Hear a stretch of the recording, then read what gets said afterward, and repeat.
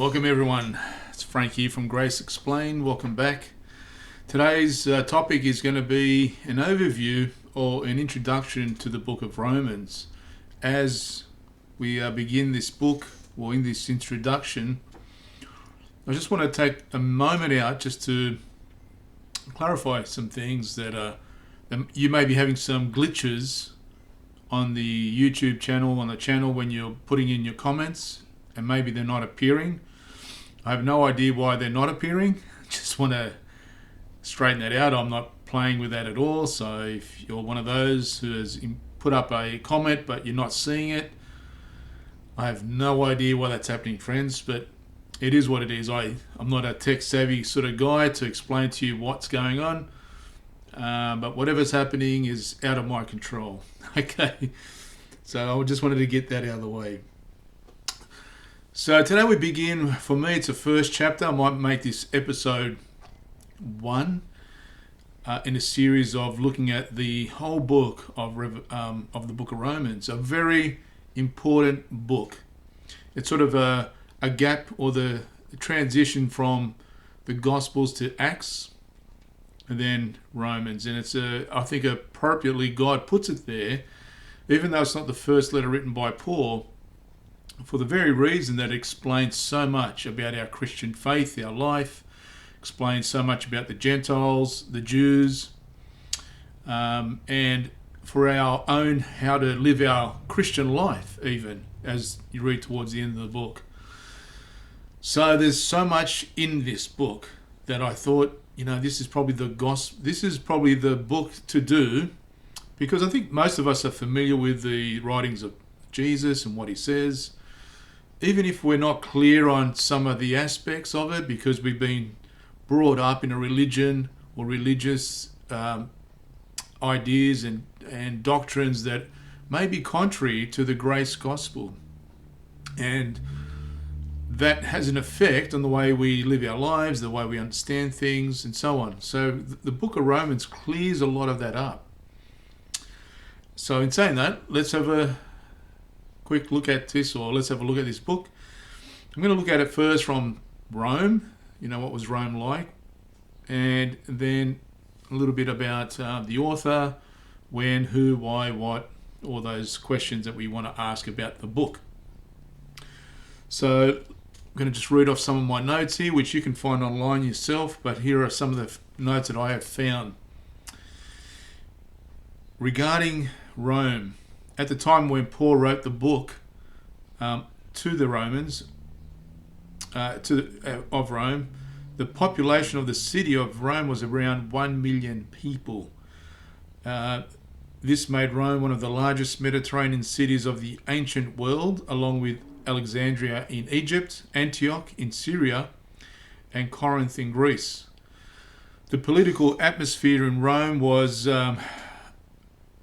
really the center of the politics and government, a bit like Washington, DC in America, or Canberra here in Australia.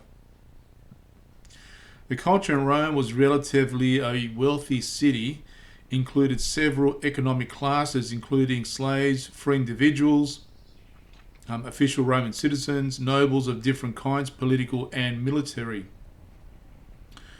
First century Rome was known to be filled with all kinds of decadence, of course, and immorality, and the brutal practices of the arena, as we know from our history. What about religion, the religious climate of the day? Well, during the first century, Rome was heavily influenced by Greek mythology, the practice of emperor worship. That's quite interesting. Emperor worship, also known as the imperial cult. That was quite an interesting thing. Maybe you want to do your own research on it, but you'll find that that was quite fascinating. It's quite a fascinating subject, and I think we're starting to see that creep in here with the current situation around the globe. And don't forget that in Revelation, the image of the beast will be worshipped, right? So that has an important role, I think, throughout these times we're currently living in. Most inhabitants of Rome were polytheistic. They worshipped several different gods and demigods depending on their own situation and preferences. So that's why Rome contained many temples, shrines, and places of worship without centralized ritual or practice.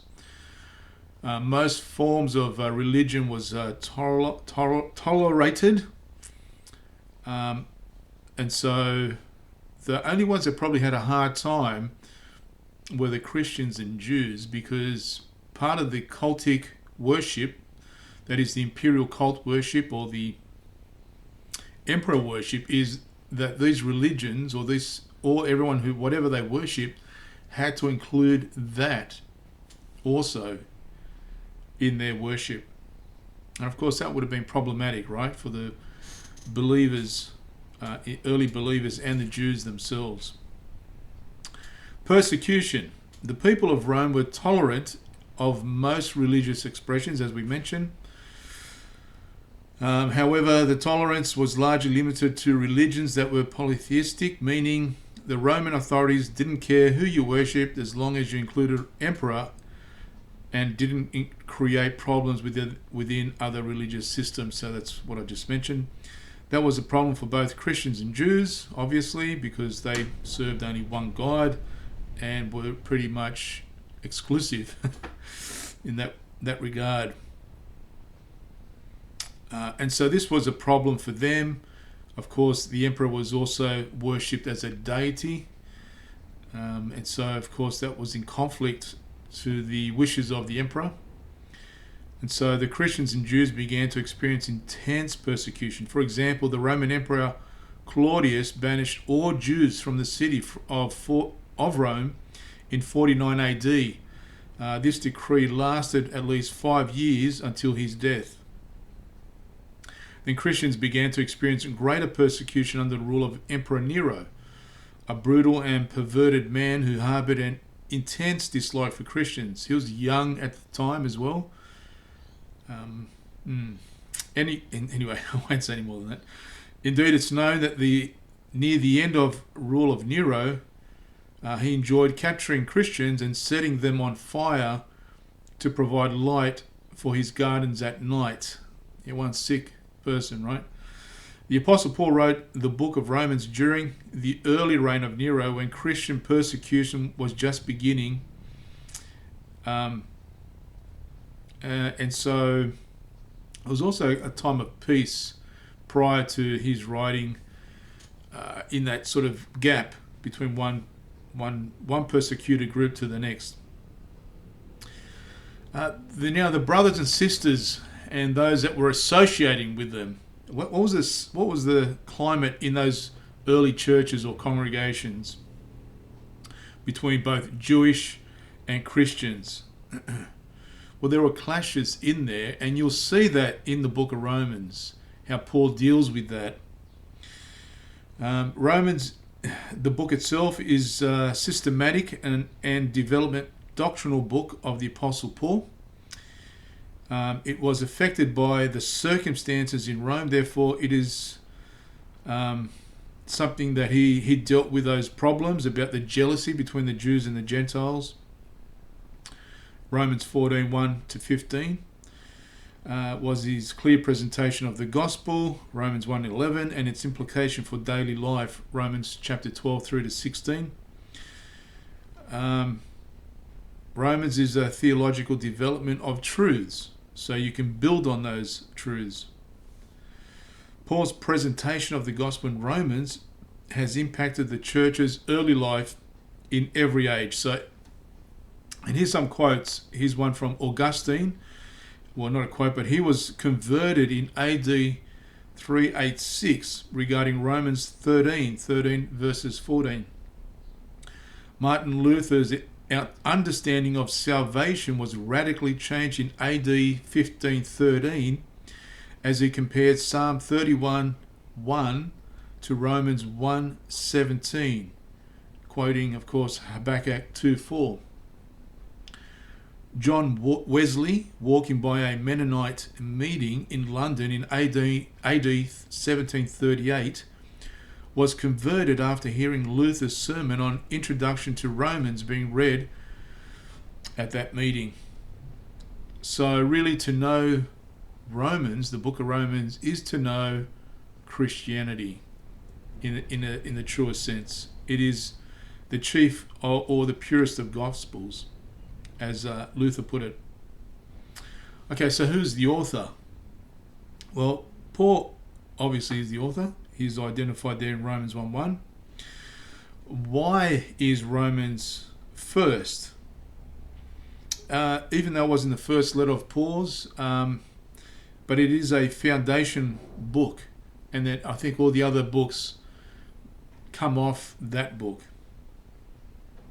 What else do we know about Paul? He was the first to be saved completely outside the teachings and leadership of the apostles and the converts. Yes, we know that he was saved directly by Jesus. That's in Acts chapter 9. If you want to go and read about him, that's where you'll find his conversion there. What else can we say about Paul? He was steeped in Judaism, so he understood Jewish thinking. He was educated by Gamaliel, so he was his education was far beyond his contemporaries at that time, and he was a very smart dude. He was a Roman citizen, fully aware of the Gentile culture as well. He was appointed or called to be an apostle to the Gentiles. So who else, really, when you think about it, should write a book on faith in the age of grace? There was no one better qualified than the Apostle Paul. And remember, Paul, he was a persecutor, right, of the believers, of the Christians. And so, of all people, I mean, why didn't Jesus just pick somebody within the group, within the 12 apostles, and say, okay, guys, I'm going to pick one of you, Peter or whoever, although Peter had already all these other keys given to him, it may be somebody else to go out and to the Gentiles. But he picked an outsider. Isn't that amazing? Someone that, and a persecutor. And who else? When you think about it, he was shown grace.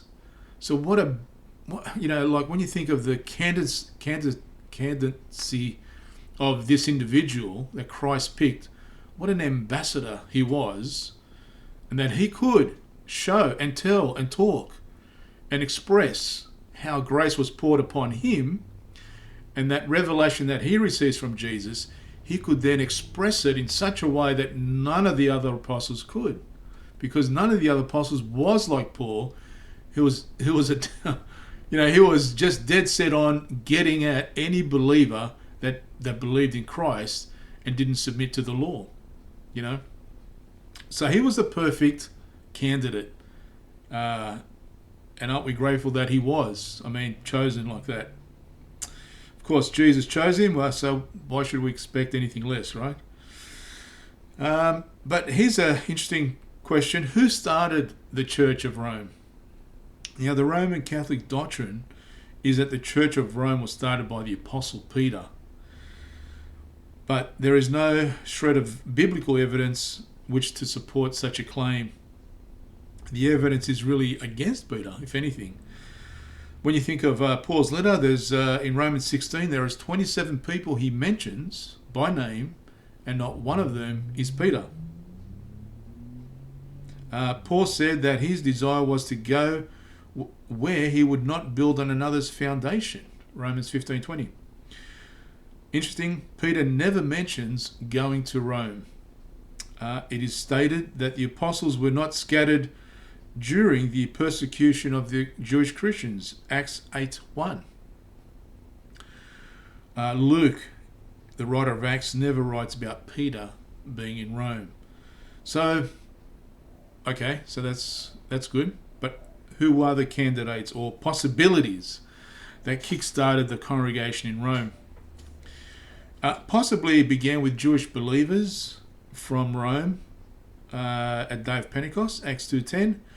It could have been disciples who fled the persecution in Jerusalem after the death of Stephen in Acts chapter 8. It could have been converts from Paul's missionary journeys who travelled to Rome. Although Paul had never visited the church, we know that he longed to visit it, Acts 19:21. And of course, in Romans 16, where he mentions all these people, obviously he knows them. He mentions them by name, so he had many friends there. So maybe it was through Paul's preaching.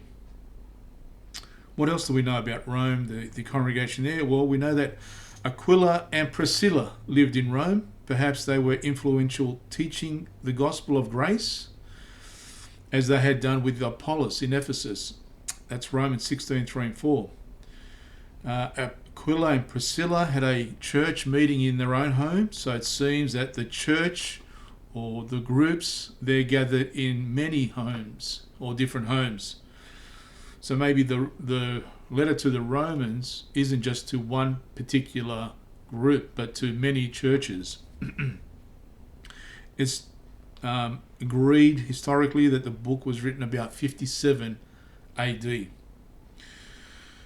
Why is this letter written on the back streets of Corinth in the first century by Paul? So this is where Paul's written it, and I think it's Aquila and Priscilla take it to Rome.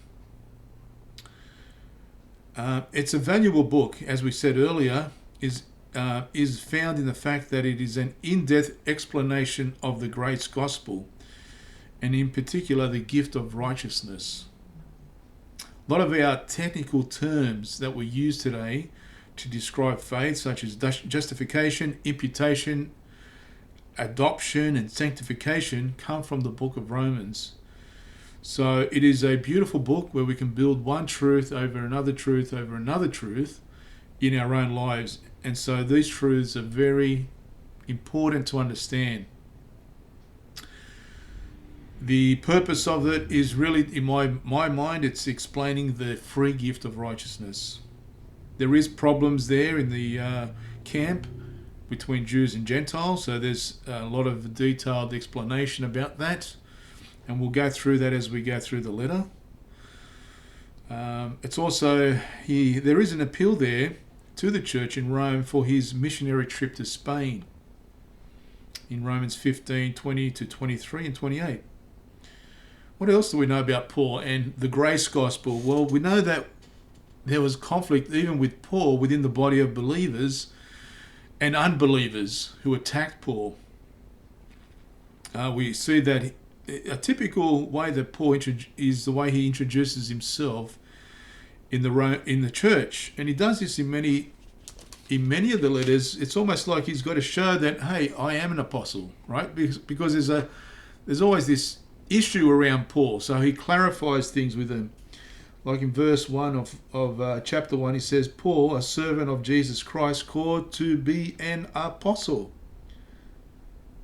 Right, so we see that, and he does this constantly, calls himself an apostle. There were conflicts about him, and we see in Acts 15, 1 to 5. Remember when those that were converted by Paul, and then the Judaizers came down from Jerusalem to, I think it was Antioch, and said to these guys, hey, you're believing in Jesus, that's not enough to be saved. I know what Paul said to you. Hey, that's not good enough. You also need to be circumcised. Acts 15:1. And so there was a debate, follows through in Acts 2 and 3 with Paul against these other Jewish believers. And so that's why the Council of Acts 15 was formed, to settle that which we know that was settled and agreed upon, that what Paul received was in fact from Jesus, and in fact that they would all have to now preach that gospel, the gospel of grace. That is the point of Acts 15, if you miss it. It's not anything else. That is what the conclusion was. In fact, so much so that they sent envoys out with Paul back to Antioch to even tell the brothers there, hey, we all agree. Paul's gospel is correct. Don't worry about getting circumcised, So we see this problem with the Galatians, the Jews and Galatians, these insincere people in 2 Corinthians chapter 3, 10 to 13. From Gentiles in Colossians and Ephesians who try to merge the gospel with their pet theories and philosophies, Gnosticism being one of them. Notice how Paul's life was threatened in 2 Corinthians 4, 6 and 11. So this should tell us something, that this grace gospel is dangerous. It's powerful. And there's much opposition even within Christianity. You notice that? If you start talking about the grace gospel, you're saved. There's no need to worry about your salvation, right? You can't lose your salvation. You say that to somebody, man, they just go straight at your throat. They do not grasp the gift of righteousness that has been bestowed upon a believer. And so whether they're genuine or not, without sort of realizing it, they're actually fighting against the grace gospel. And so I was thinking that this book, by going through it systematically, we can go through it and then pick up exactly what Paul needed to say. And in fact, it's really good for us because it's an in-depth explanation of the gift of righteousness. So Paul was accused of being... so I guess we could say the gospel is free, but it also costs a lot, doesn't it? Paul was accused of being a dangerous innovator, adding recklessly to Jesus' teachings. So you can see why they were after him. The book of Romans was his way, I guess, of defending himself and showing how the gospel of grace was given to him as a revelation from Jesus was true. And how does he go about it in this book of Romans? Well, he uses Old Testament texts and experiences and events. The teachings of Jesus, so he uses the Gospels and what Jesus says there, and he even quotes some of the philosophers. So to me, the theme would be the gift of righteousness. The key text, according to my King James Study Bible, it says is Romans 1, 16 and 17, and it is the gospel. It says here, "For I am not ashamed of the gospel of Christ, for it is the power of God unto salvation to everyone who believeth, to the Jew first and also to the Greek. For therein is the righteousness of God revealed from faith to faith, as it is written, the just shall live by faith to faith." It gives a nice summary of the outline too in this book. Let me tell you what it says, just the survey of the book of Romans. So they're the key verses. Key chapters would be Romans 6 to 8. Foundational to all teaching on the spiritual life is the central passage of Romans 6 to 8. The poet Samuel Taylor Coleridge regarded Romans as the most profound book in existence, and the commentator Godet called it the cathedral of the Christian faith. We've already quoted Martin Luther. The four Gospels present the words and works of the Lord Jesus, but Romans, the Gospel according to Paul, delves more into the significance of his death and resurrection. I'm just reading straight from the book, the Bible, their commentary on it. The theology of Romans is balanced by practical exhortation because Paul sees the believer's position as the basis for his practice. The theme of righteousness runs through the book, is reflected in the following outline. So this is what I want to get at. So this is the outline of the book. The revelation of the righteousness of God, 1 to 8. The vindication of the righteousness of God, chapters 9 to 11. The application of the righteousness of God, chapters 12 to 16. So with that will conclude this discussion, friends. So we have a lot to look forward to. I just wanted to get that out of the way. I would say that if you're a new person, a new convert, I would encourage you to read through the book of Romans, maybe the book of John, the book of Mark, Hebrews, and First John. These sort of books are really good for understanding Jesus, to understand his teachings, and also how to live out the gospel life in everyday living. So thanks for taking your time and listening to the introduction or an overview of Romans, and we look forward to next week or the week after, I guess, starting on Romans chapter 1. What you can look forward to this week is I'm going to do a little bit more on dates of the past of the JW religion. There is a question I want to tackle with you, and that is the idea of denying yourself. When Jesus said to deny yourself, what does he mean by that? And are we still denying ourselves? Is that what we should be doing? I want to tackle this idea of the command to go to the meetings. Are we commanded to go to the meetings? And what does that actually look like in Hebrews chapter 10? You may know what I'm talking about. So these are some of the subjects I'm playing with, and I'll be bringing them to you very shortly. So thanks for your time again. Have a great weekend. Talk to you next time. Thanks, guys.